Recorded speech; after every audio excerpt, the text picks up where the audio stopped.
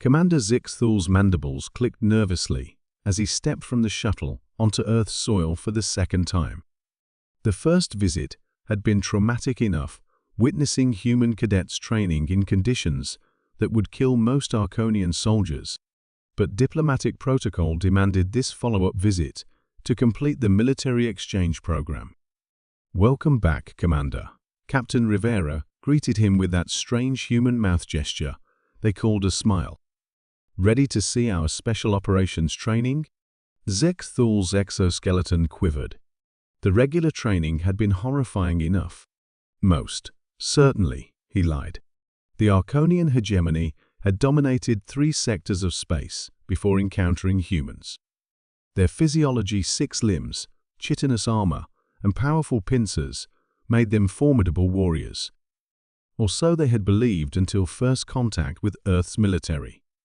Captain Rivera led him toward a distant mountain range.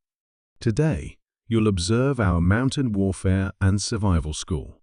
They boarded a ground transport which lurched up steep inclines that made Zixthul's 3 stomachs churn. Humans had evolved on a death world with crushing gravity and extreme climate variations. The Arconians, by contrast, came from a temperate world with stable conditions and 0.7 Earth gravity. The vehicle stopped at what humans called a base camp.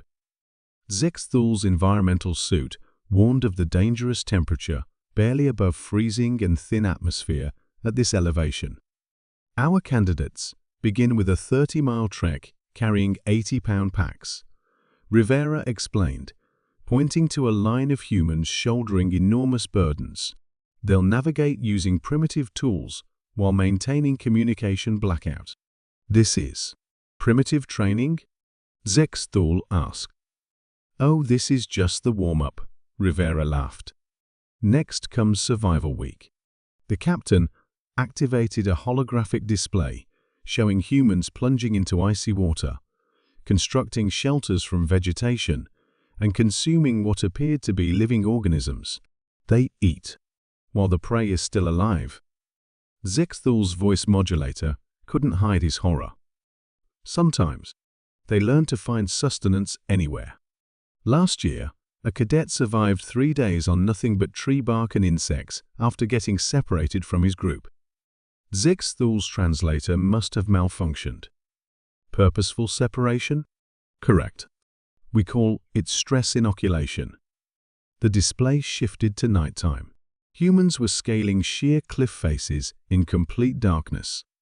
"Vertical infiltration training," Rivera explained. "No safety equipment." Zixthul's data appendage recorded everything, though he doubted the Arconian High Command would believe it. One human slipped, falling several meters before catching a tiny protrusion with just 3 digits of one hand. "Should we help him?" Zixthul chirped urgently. "He'll manage," Rivera shrugged. "That's Lieutenant Chen. Last year, he held that position for 6 hours during a blizzard to win the endurance challenge." The next scene showed humans in a simulation of what Rivera called urban combat. They fought through buildings filled with traps, explosives, and automated defenses. One human took a projectile to the shoulder but continued fighting, applying self-treatment while returning fire. "Does the injury not incapacitate him?" Zixthul asked. "That's the point of the exercise. Continue the mission, despite injuries. We have a saying, pain is just weakness leaving the body." The final display showed the graduation ceremony. The humans, many bearing fresh scars and bandages, received small metal emblems. "They endure all this for a trinket?" Zixthul couldn't comprehend. Rivera smiled again, this time without showing teeth. "The badge is symbolic, Commander. What they've earned is far more valuable. They've discovered their limits only exist in their minds." As they returned to the shuttle, Zixthul's analytical mind raced. The Arconian military doctrine focused on superior technology and overwhelming force. But humans seemed to thrive on adversity itself. Back in his quarters, aboard the diplomatic vessel, Zixthul prepared his report, mandibles still trembling. 2.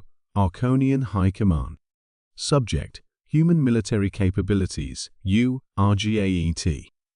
Recommendation: Immediate peace treaty with expanded non-aggression clauses. Justification: Humans do not train soldiers. They create something we have no concept for in our language. They deliberately expose themselves to conditions worse than actual combat to prepare themselves. Their training philosophy embraces suffering as a tool for improvement. Most concerning, their capacity for adaptation exceeds anything in our evolutionary history. Conclusion: any conflict would result in unacceptable casualties, even with our technological advantages. They do not understand the concept of impossible. Zexthal paused, adding one final line. Personal addendum: I believe they actually enjoy it.